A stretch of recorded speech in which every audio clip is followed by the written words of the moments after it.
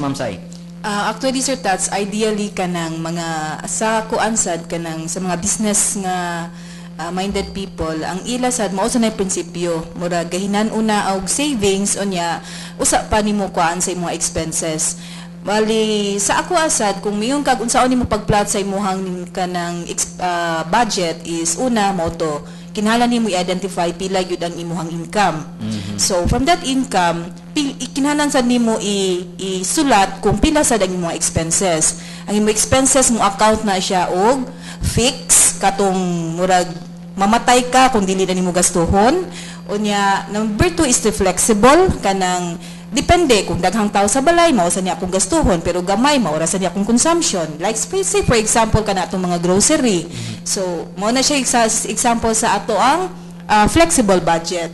Unya nasa tay discretionary katong mga maka-consider ta nga pwede ra ta mo gasto ana nila pero dili kaayo need.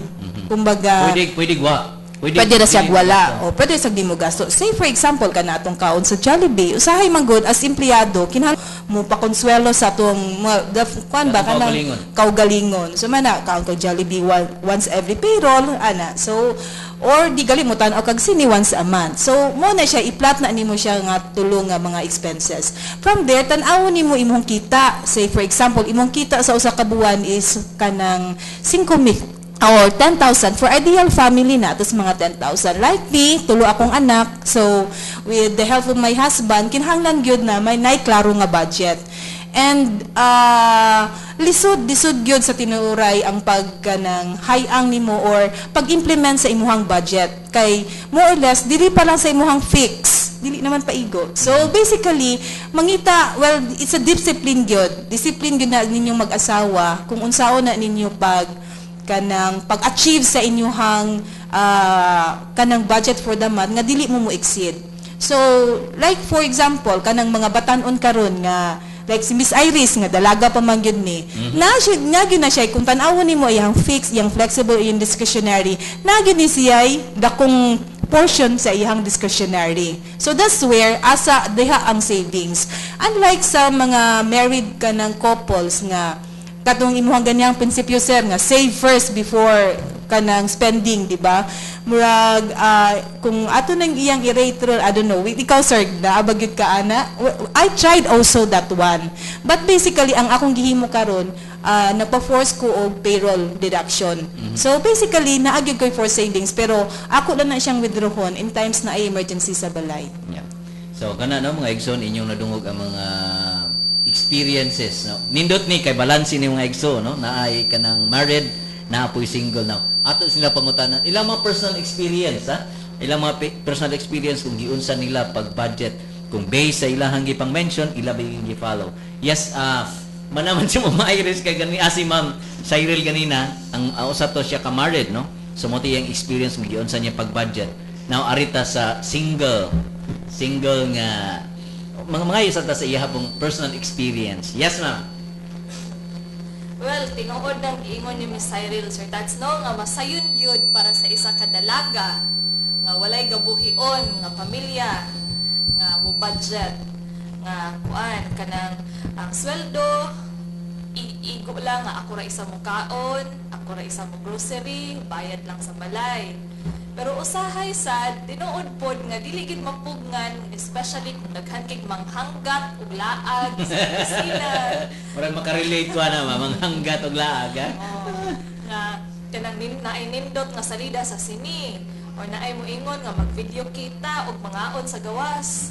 Lami magid iuban, especially nga way mangita sa imo sa balay. So kana murag tinuod gid pod nga dako-dako gid nga impact sa budget ug sa sweldo. So ang ako lang gid ani, akong gabuhaton, kihibaw gid ani akong amiga kaayo sa opisina, si Heidi. Kihibaw gid ni siya nga mo-withdraw gid ko daan sa akong dapat lang nga gastuhon para ani nga kinsina. Pagkahuman ang ATM ibilin sa balay kay di nagyud mo withdraw taman sunod payroll. So paningkamutan ko gyud igo-igo. So kung dako kayo akong gasto sa pormirong semana, 50 pesos per meal ang akong last semana before magsunod payroll. Basta di lang yun mahilabtan ang mga gibili na sa ATM para i-save po tawon. Yeah. So kana no, mo na siya experience sa katong mga single no. But again, Ma'am Sai, nakinumdum ko no, nailinya na kay word dito nga gamit is discipline.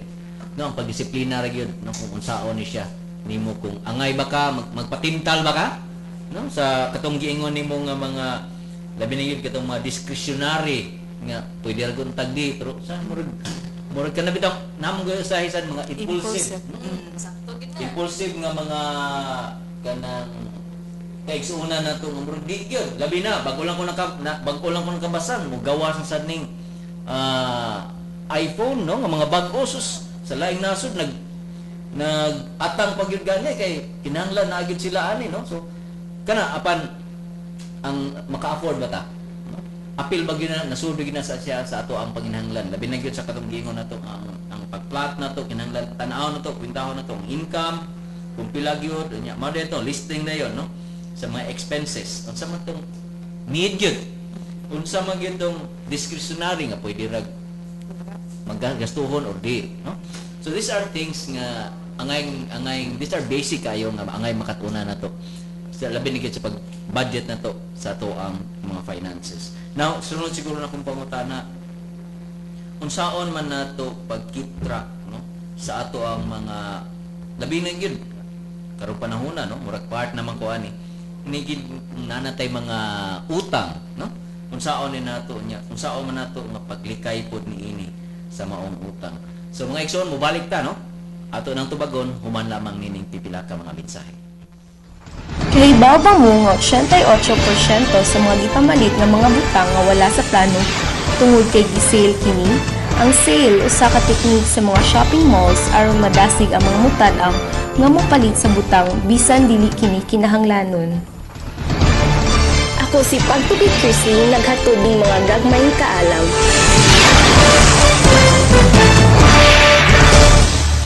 Mugahin gyud ko og oras bisan sa akong kabisi sa trabaho alang sa Brigada Eskwela sa City Savings Bank.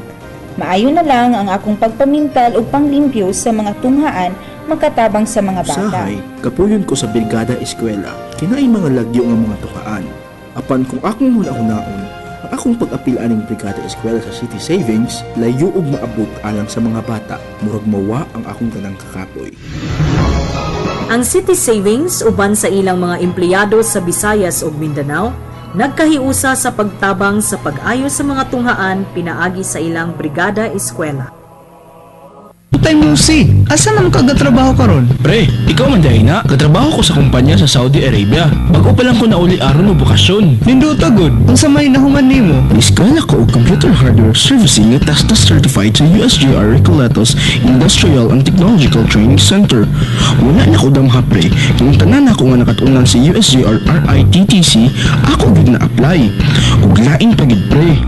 Nasa ko'y kadungan nga training sa lain nga buok nga kurso ug karon nakatrabaho dayon siya sa usa ka kumpanya human sa iyang training. Mauna mo enroll na pud ko karon og lain nga kurso samtang ni bakasyon ko para akong magamit sa akong kumpanya pre. Nindo tagod ana, unsa pa may laing short courses na ilang gi-offer kay aron may eskwela ko. Ang USJR RITTC adunay 14 nga TESDAS certified program nga imong mapilian karon. Sama sa medical transcription, computer programming, bread and pastry production, dressmaking ug uban pa nga hindi man kaayo karon. Hala no, moto niya gyud ko sa USJR RITTC aron mangayo ko og requirement.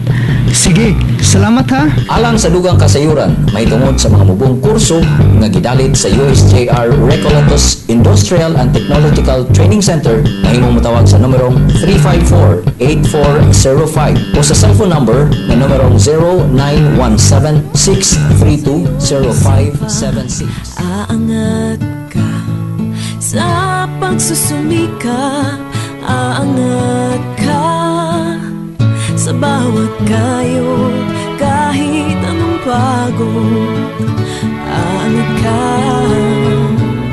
Kasama mo ang Julie's Bake Shop sa iyong pagsisikap. Aangat ka, Pilipinas! Julie's, aangat ka, Pilipinas! Okay, balik ta Maigson. Time check, alas 10:27. Maigson, atong time check. gidalit ka nato sa Julie's Bake Shop, no? So yeah, kato kaganina, no, atong pangutana ngadto sa ato ang mga kaigsuonan kung giunsa ninyo pag-budget ang inyong kwarta, palihog ipadala ang inyong mga komento ngadto sa numerong 2561679 o baka sa 2555754 o sa ato ang pagtuki mobile sa numerong 0920-415-3307 o sa numerong 0932-859-5919, no?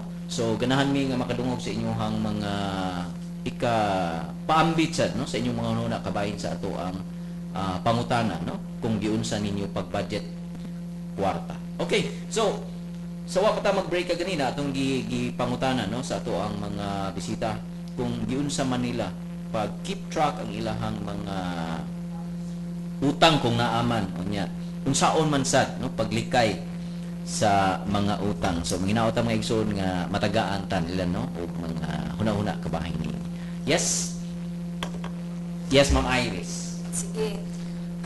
Sa ako, of course, kay lagi na dalaga man ta, di ra siguro kaayo nako ma-feel ang need nga mangutang o medyo kanang dako-dako sad sa Rafi Bakaha or sa SSS or sa asa magani nga pwede ta mangutang, no?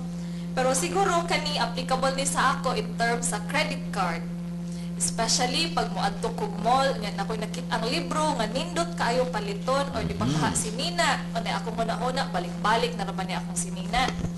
So, or kanang lami kay ikaon, unya wa naman jud koy budget, so moadto kog restaurant nga modawat og credit card. Kay para lang yun makakaon din ha. So kana muna ang makawala gyud sa plano ang budget dira gid nato mahurot kay pag-abot sa bill makuratan na din ko nga hala kadako biday sa bayronon. Yeah, of course kay mahal man kayong interest so i-full payment gid na. So kana ako lang yung gabuhaton ana para di na ko makurat, lista ko gid na kung unsa akong gigasto, ihipos ang mga resibo gikan sa credit card. Unya i-allocate na daan, bahinan na daan, kuhaan na daan ang tatong budget nako for the next month. Gahinan na nako daan ang igbabayad sa credit card. O, of course, kinahanglan sa binato i-plaster daan kung kanus-an ibayaran. O, especially if medyo dako-dako gyud ang kanang nagasto nako sa credit card karong bulan na, ibili na lang sa credit card sa balay. Sunod bulan, kay lisod-lisod na.